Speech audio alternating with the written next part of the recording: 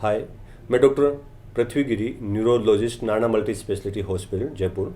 लकवे के इलाज में जादू टोना, झाड़ू फूंक, नीम हकीम, धाम, मंदिर का कितना महत्व है? क्या ये मिथ्स हैं या हकीकत है? आज भी भारत देश में स्ट्रोक या लकवे के ज़्यादातर मरीज पहले इन जगह जाते हैं, जबकि ये साइंटिफिकली प्रूव हुए। आज आधुनिक विज्ञान का युग है उसमें कि लकवा नस बंद होने या फटने से होता है। सीटी स्कैन, एमआरआई के बिना लकवे का इलाज नहीं हो सकता। लकवा होने के तुरंत उपरांत लाखों ब्रेन कोशिकाएं डैमेज होती हैं।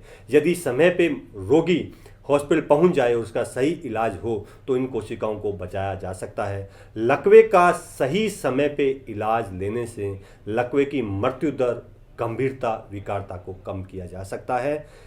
लकवे में जादू टोना, झाड़ू फूंक का कोई रोल नहीं है। जो भी है ये टोटल मिथ्स हैं। जैसे ही लकवा होता है लाखों ब्रेन कोशिकाएं डैमेज होना चालू हो जाती हैं और साथ में ब्रेन में स्वेलिंग आती है, सूजन आती है। उसके साथ में शुरू के 3 से 5 दिन ये दिक्कत बढ़ती है, फिर ये स्थिर होती है और फिर ये ठीक होती है।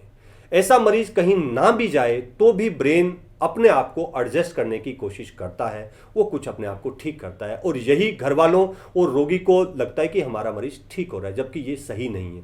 सही ये है कि यदि मरीज सही समय पे हॉस्पिटल आता तो उसकी विकारता का जो ग्राफ ऊपर जाता, ऊपर ही नहीं जाता, वो मरीज वहीं ठीक हो जाता। और हमारा लकवे के इलाज में टारगेट रहता है मरीज की कंप्लीट रिकवरी।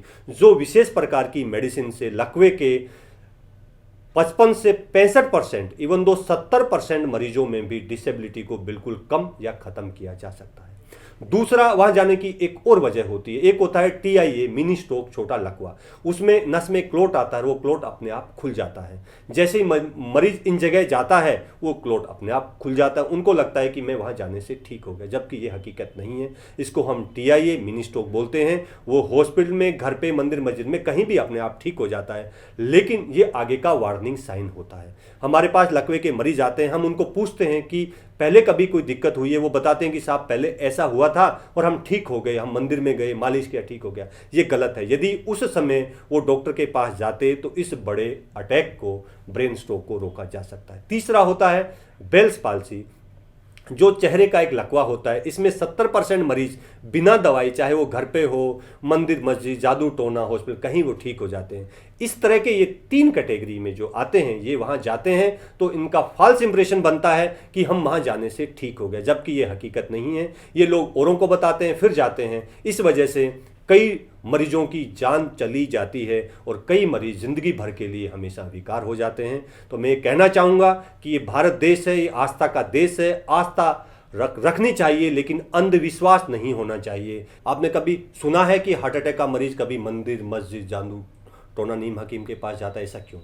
ऐसा इसलिए है कि लकवा होने के बाद ब्रेन अपने आप को एडजस्ट करने की कोशिश करता है, वो कुछ हद तक ठीक कर लेता है और लकवे में मृत्यु दर कम है। जबकि हार्ट अटैक में, हार्ट डिजीज में तुरंत मृत्यु की संभावना होती है। ऐसा रिस्क ना मरीज लेना चाहता, ना घर वाले चाहते और ना जादू टोना, नीम हकीम लेना चाहते। दूसरा, हार्ट के बारे में अवेयरनेस ज़्यादा है।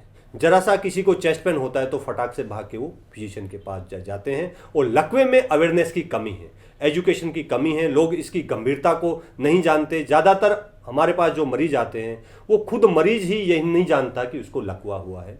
ये समाज के शिक्षित वर्ग, ब्यूरोक्रेट्स, गवर्नमेंट पॉलिसी, मीडिया, सबका ये फर्ज बनता है कि पेशेंट को, समाज को लकवे के बारे में एजुकेट और अवेयर किया जाए, ताकि वो सही और सही समय पे तथा सही इलाज ले।